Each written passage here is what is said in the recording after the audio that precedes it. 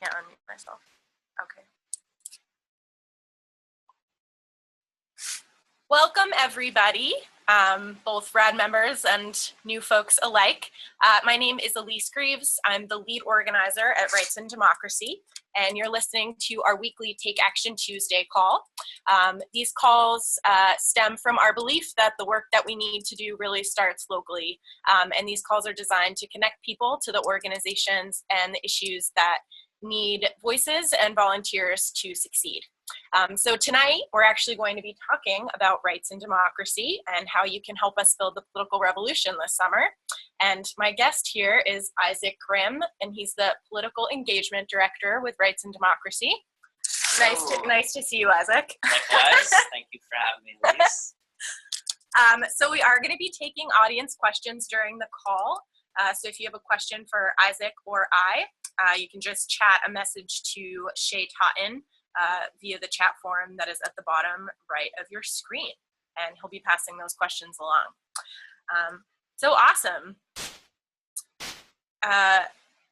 So Isaac, the legislative session just wrapped up a couple of weeks ago here in Vermont. Well, sort of. There's this veto session that's going to be happening. So we're in a weird limbo phase between the end of the session and then everyone having to get hauled back into the State House again because Phil Scott's temper tantrum and holding the budget hostage over teachers' ability to, bargain for health care on the local level. Yeah. So, yeah, it's sort of over and sort of in limbo at the moment. Mm-hmm.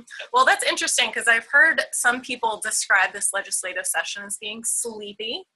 Not much going on, but it sounds like it actually has been, if folks are keeping up with that the past couple of weeks, it's actually been quite heated.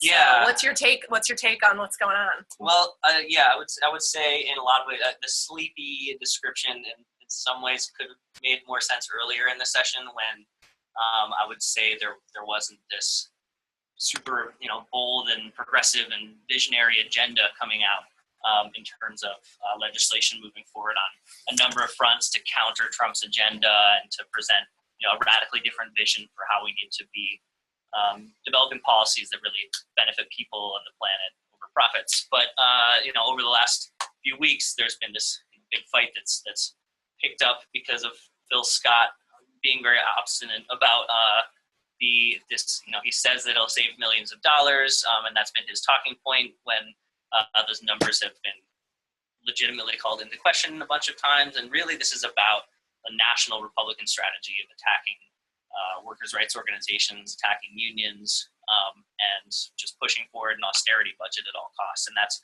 what we've seen more recently with Phil Scott's moves over trying to take away teachers' right to bargain locally for their health care.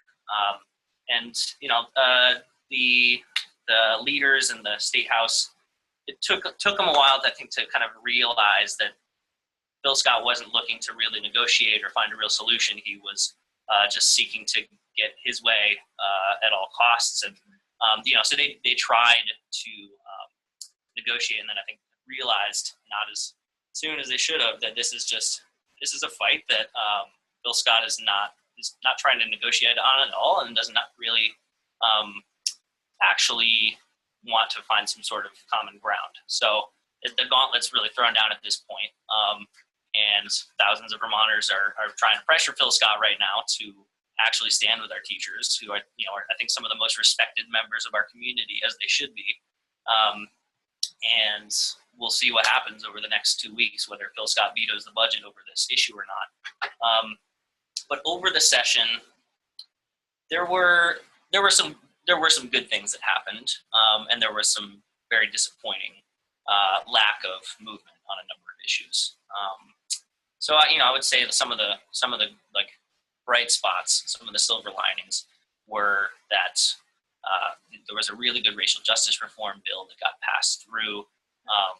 That's waiting for Phil Scott's signature. There was a bill to have PTSD coverage for first responders in our state, which is an important move forward. Better accommodations for pregnant workers in the state. It's a option. It's a voluntary program, but a public retirement plan as part of the economic development bill that moved through both chambers That's a really good step forward for seniors, who many of whom are really struggling in our state, and we're an increasingly elderly state.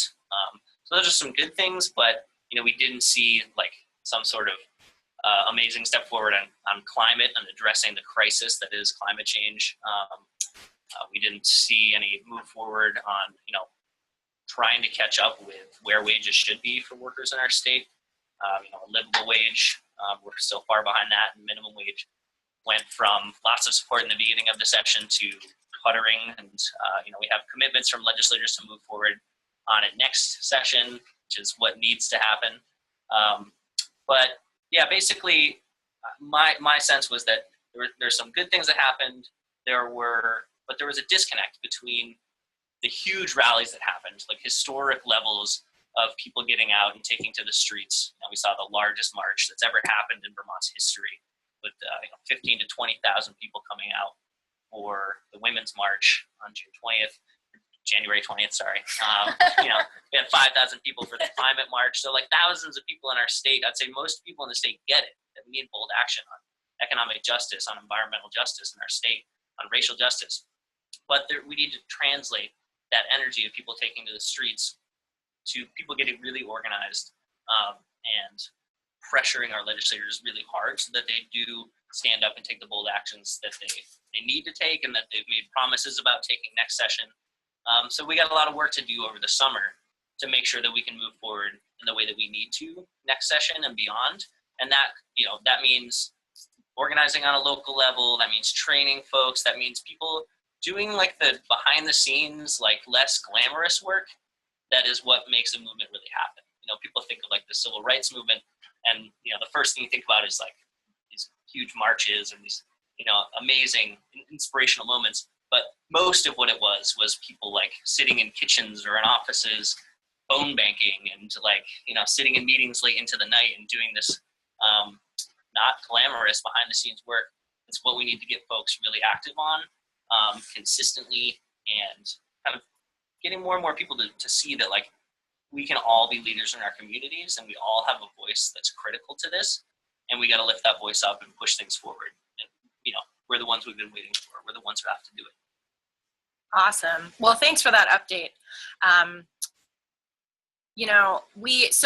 What you had said about translating these mass mobilizations into, really building on a local level here in Vermont. So we at Rights and Democracy this summer are going to be having a series of events called Democracy Summer, From Protest to Power. And I would just like to talk to you about why, we're saying from protest to power. Like, what do we mean when we say power, and like why is that important that we're actually building in our communities as opposed to just showing up and the unglamorous tasks?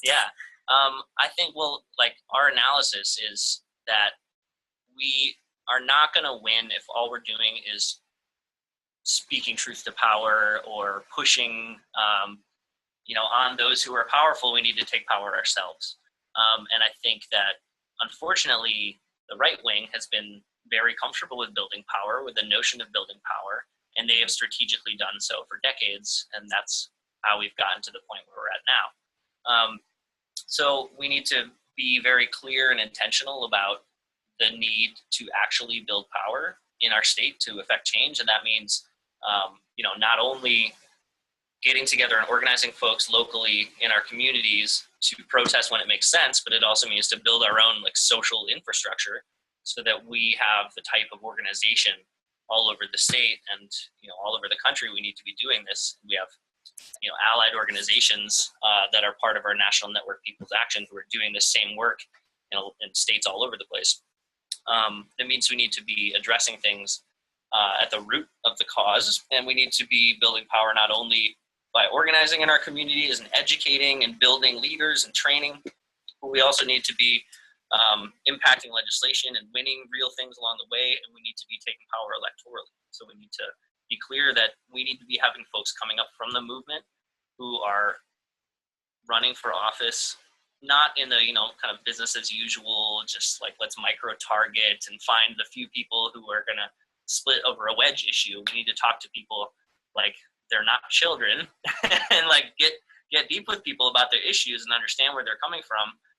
And we need to build the movement that will be impacting elections as like a punctuation mark of the movement that we're building. So we're building power along the way. We need to be winning legislative victories. We need to be really developing leadership in communities, and we need to be impacting elections. So a lot of this work we're doing over the summer is like, we need to be continuing to bring people in. We need to be building up leadership in local communities and educating and training. And we need to have a vision as to how we're going to have an impact next year in the legislative session, because there's a lot of work that needs to be done. And we need to be thinking about how we're going to, make gains next year in the elections and in 2020. And, what's our vision for where we need to be in 2030, 2040, 2050, right? As climate change increasingly is devastating communities. And, as if we're not changing the basic injustices in our system, that's an exploitative capitalist system, more and more people are going to be suffering from the increasing inequality that's happening in our country. And we'll continue being this country that exploits people all over the world and exploits our natural resources. That's the trajectory we're on. And if we're not building power, we're not changing that trajectory in any serious way. Mm-hmm. Yeah. So I guess the natural next question, and, I get this a lot, obviously as an organizer, but also from people who are just like concerned, especially after seeing the turnouts of these huge mobilizations, like the Women's March and the climate rally, about like drop off. I mean, a lot of people after the inauguration saw, up to 100 people at like any given meeting. And so, I think that the idea of building power, can kind of like mitigate that in some ways. And so I guess, the question would be like, how do people go about doing that? And how, even this summer with the democracy summer events, how can people start thinking that way within their own communities? Yeah, well, I think it's important that everyone realize that like we all have the potential for great leadership. Mm-hmm. And there needs to be opportunities for folks to do that. So for example, like on June 16th, when we're kicking off Democracy Summer, we're going to have one centralized meeting in Burlington, and then we'll be like broadcasting a webinar, 30 minutes of that, with, a number of leaders from Rights and Democracy, Shannon Jackson from Our Revolution. We're, still solidifying some speakers, but we're going to, have the opportunity for folks to hold house meetings, house parties around the state. So wherever you are, you can invite people to come together and talk about the issues that are facing our communities. And that's like an opportunity for folks to step up maybe out of their comfort zone, mm-hmm. And start to build their leadership. And so like anybody who signs up for that, we'll send you, a toolkit with just the, little steps you need to do that. And we'll try to make it as easy as possible for folks. But I think there needs to be as many opportunities for that as possible. And, over the summer with these town hall meetings, we're inviting folks to come into the planning process of that and be taking on leadership as much as possible with those. And we'll be announcing, on the 16th when all of those town hall meetings are going to be around the state. But, I think like fatigue and feeling overwhelmed, those are natural feelings, like we're up against really big forces. We're not going to win anything in a day. And I know that I struggled a lot after the election, mm-hmm. with being like, wow, my analysis was way off. And then like, this is horrifying.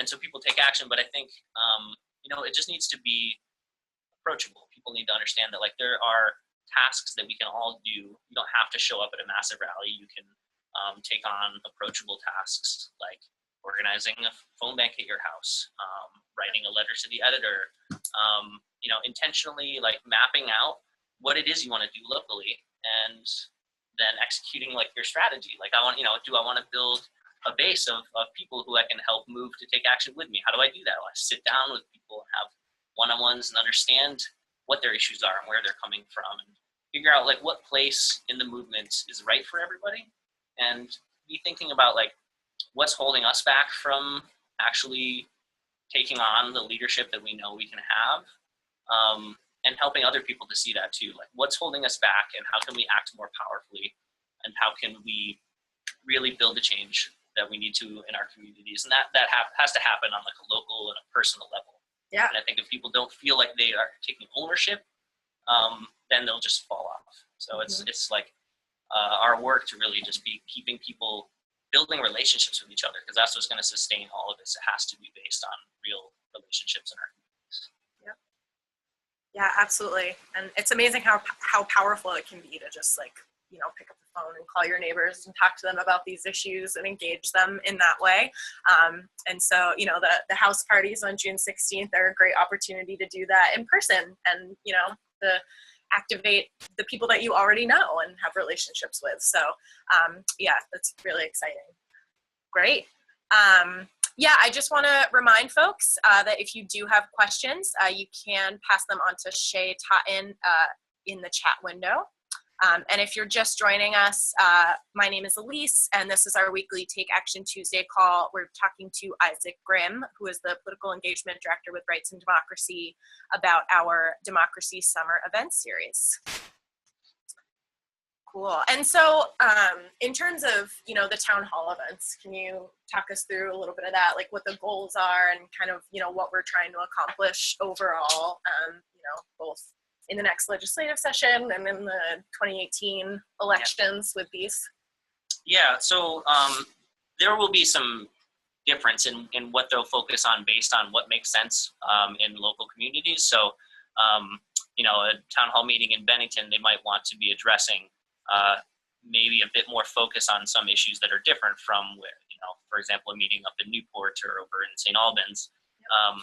But, you know, I think three of our major issues that we are going to be lifting up in these town hall meetings and pushing forward on is economic justice. So thinking like around the legislative session, there was some movement on some bills that will like make a really big impact on working families' lives in our state. So like paid family and medical leave, for example, that moved through the House. That was in some ways it was a bright spot, in some ways a frustration, because most of the rest of the world has, you know, like months or years of paid family medical leave. And we went from 12 weeks to 6 weeks is what we got out of the House with. So we need to do a lot of work over this summer to build towards making sure that we pass, you know, a strong paid family medical leave bill next year. So that and $15 minimum wage are like two really big issues that are like core to economic justice in our state that we'll be lifting up and workshopping around at those town hall meetings. And secondly, healthcare, which is a massive and very deeply felt issue for, I would say, everybody in our state and in our country. And it's, you know, been one of those things that's terrified people because we're facing real threats to the survival of our most vulnerable populations. So we need to be continuing to organize, educate, and strategize around healthcare. How do we protect ourselves from the attacks on the national level, and how do we move toward a more accessible, affordable, and universal system of healthcare within Vermont? So economic justice, healthcare, thirdly, clean water, energy democracy, and addressing the climate crisis. So we'll be, you know, focusing on, and it'll be different in different communities, but we need to be developing like a real solution within Vermont that makes sense in a Vermont context. So moving toward renewable energy in a localized, democratic way. So those would be the three things: is economic justice, especially minimum wage and family leave, healthcare, and environmental justice. And so we'll have, you know, panels with local leaders to speak on those. We'll be inviting some legislators to come and participate, meet with their constituents, learn, and give a chance for people in the community to meet with and, you know, push their legislators in the right direction. And we'll have breakouts where people can build and strategize together around the issue that's the most important to them. And there are, you know, we're a multi-issue organization at Rights and Democracy. We know we need to be organizing around all of the intersectional crises that are facing people in our state. But we also need to think about like what strategically right now are the most pressing issues that we need to be dealing with.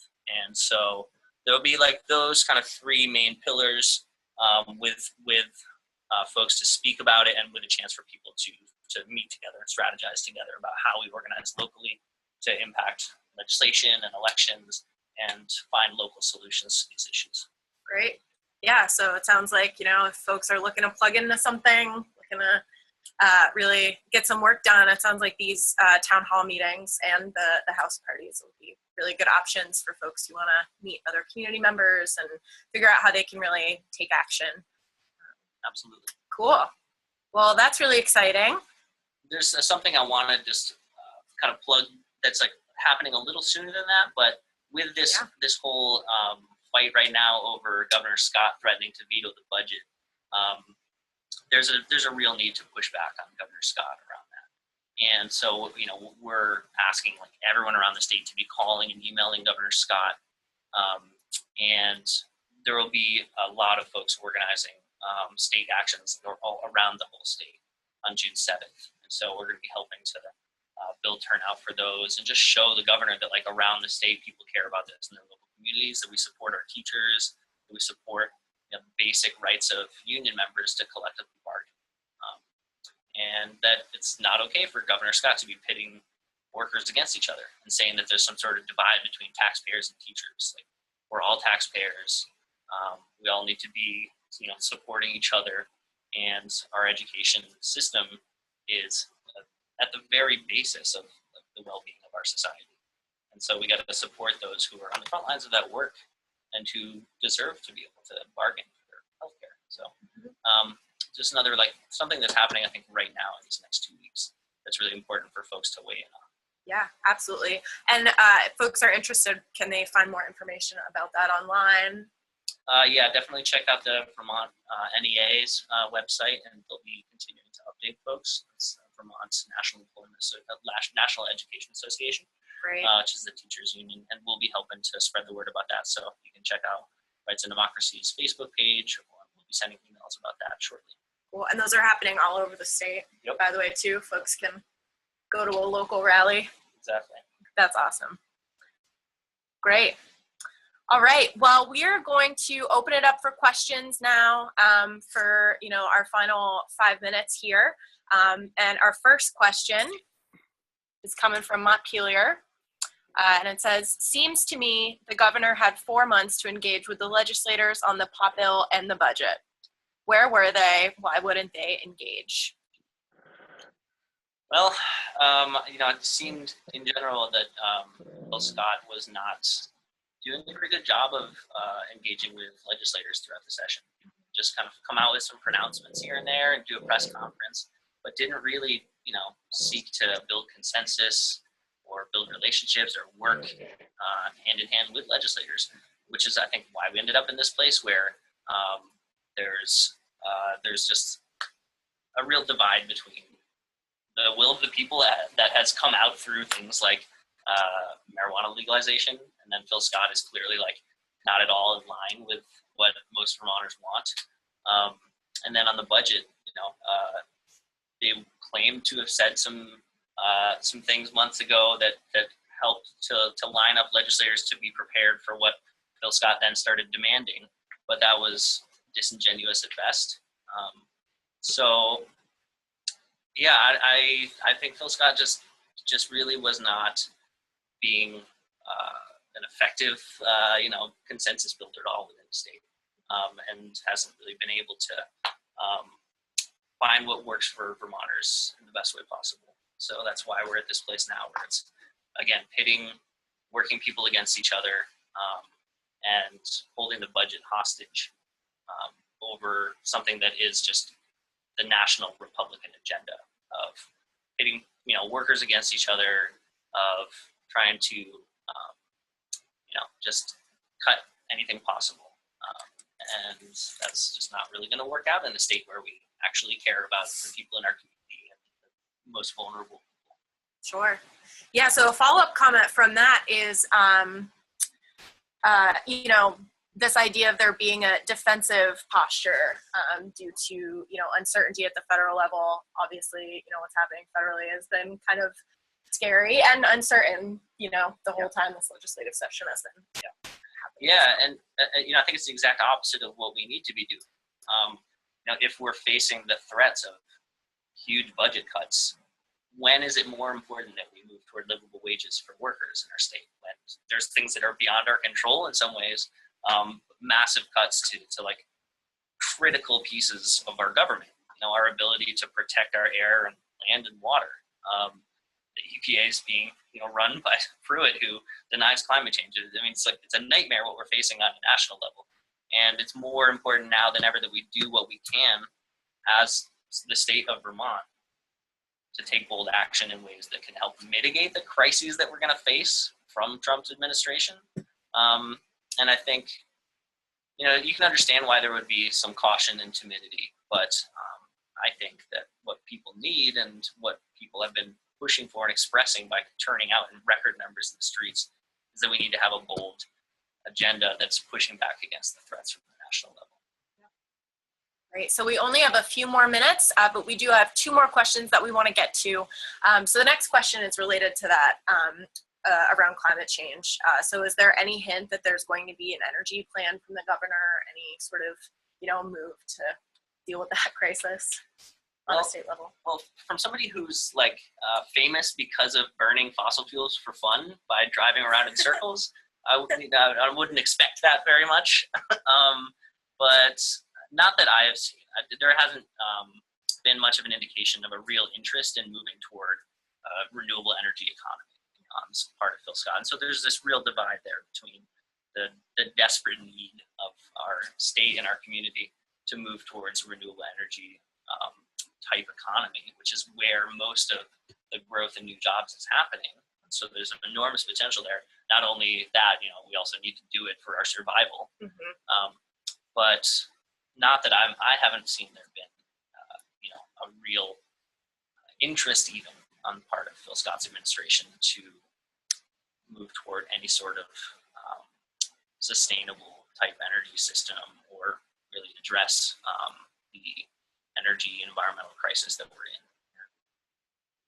Well, that's our role, right? As organizers. Yep, we got to do it ourselves. Push them to do that. Exactly. Great. Well, yeah, this final question is, can you briefly say more about the Democracy Summer events and how they tie into a longer term strategy for rights and democracy?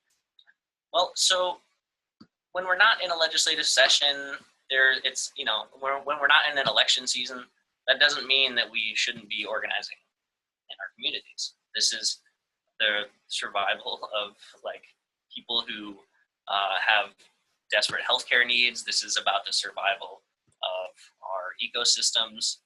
And so it's critical that we keep people engaged and that we have opportunities for folks to be organizing locally, for bringing more people into the movement, for developing relationships on a local basis, and to be building towards impacting legislation in the coming session, impacting the next elections.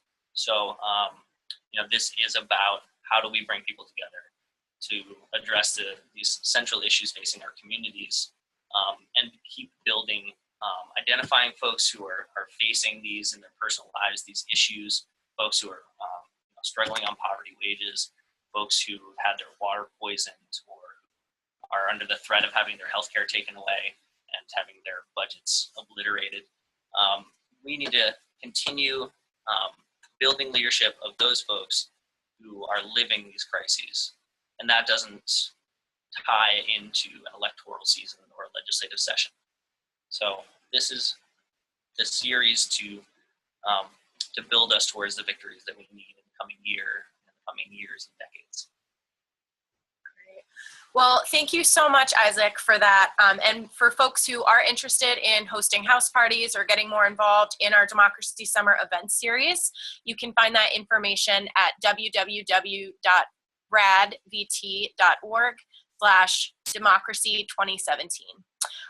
Thank you everyone for taking part in this call and for your questions. We are going to be posting all of the information that we talked about tonight, including links and event information onto our website at radvt.org. And then next week on June 6th, we are going to be having a brief training at this time for folks who will be hosting house parties on June 16th. So again, you can register your house party at radvt.org/democracy2017.